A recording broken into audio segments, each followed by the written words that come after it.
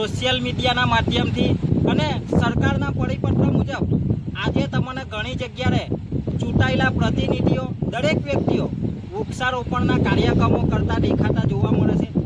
પર્યાવરણ દિવસ એટલે કે પર્યાવરણને આપણે બચાવવાનું મહત્વ છે। અત્યારે તમે જોતા હશો કે વૃક્ષો આજે હજારો લાખોની સંખ્યામાં વૃક્ષો આખા ગુજરાત ભારતમાં વાવવામાં આવે છે, પણ એ વૃક્ષો ઉગે છે એની માવજત કેવી થાય છે એની કોઈ દેખરેખ રાખવામાં નથી આવતી। ફક્ત ને ફક્ત સોશિયલ મીડિયા ફોટા પાડી સીન સપાટા કરી આજનો વિશ્વ પર્યાવરણ દિવસ ઉજવીને લોકો ભૂલી જાય છે। ખાસ કરીને જળ જંગલ જમીન અને પ્રકૃતિની લડાઈ દરેક લોકોની છે, તો આજે ખાસ કરીને વિશ્વ પર્યાવરણ દિવસ નિમિત્તે આજે જે આપણા ગુજરાતની જીવાદોરી સમાન કહેવાતી એવી હતી નર્મદા અને ભરૂચ વચ્ચે આવેલી માં નર્મદા નદીના કિનારે અમે આવેલા છે।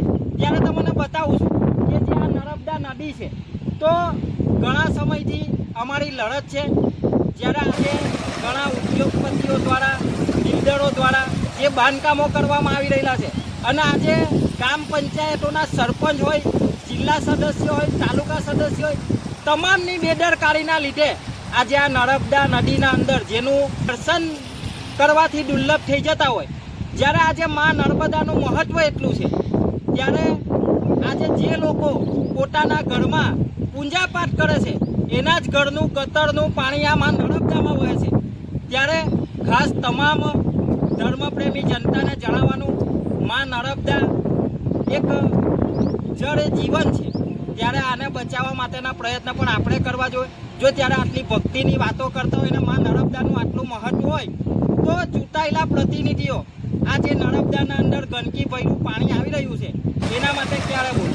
તો આજે વિશ્વ પર્યાવરણ દિવસ નિમિત્તે હું તમને બતાવું ઘણા સમયથી અમારી દરેક પંચાયતોમાં રજૂઆત છે, તાલુકામાં રજૂઆત છે, કલેક્ટરમાં રજૂઆત છે, પણ આજ દિવસ સુધી એમાં કોઈ કાર્યવાહી કરવામાં નથી। તો આજે આ વિડીયોના માધ્યમથી વિશ્વ પર્યાવરણ દિવસ નિમિત્તે અમારી લડત હજુ પણ આગળ ચાલુ રહેવાની છે। તો આજે જે ગંદકી ભર્યું પાણીમાં નર્મદામાં ભેગું થાય છે એ તમને આ વિડીયોના માધ્યમથી બતાવો।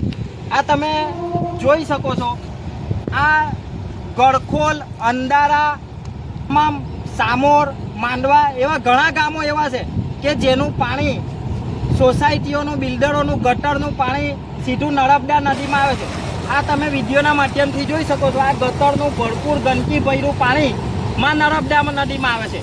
તો આજે આવા તો આ એક પોઈન્ટ મેં તમને બતાવ્યો છે, તો એવા તો લગભગ તમે માનો નહીં ને તો આજે આજુબાજુના વિસ્તારના અંદર નગરપાલિકા હોય અને દરેક પંચાયતો, અંકલેશ્વર નગરપાલિકા, ભરૂચ નગરપાલિકા, આવામાં નર્મદા નદીના અંદર ગટરનું પાણી ભેગું થતાં એવા લગભગ 15થી 20 પોઈન્ટ છે અને વારંવાર આજે આ તમને એક વિડીયોના માધ્યમથી અમે બતાવી રહ્યા છે કે આ એક ગટરનું પાણીમાં નર્મદામાં ભેગું થાય છે।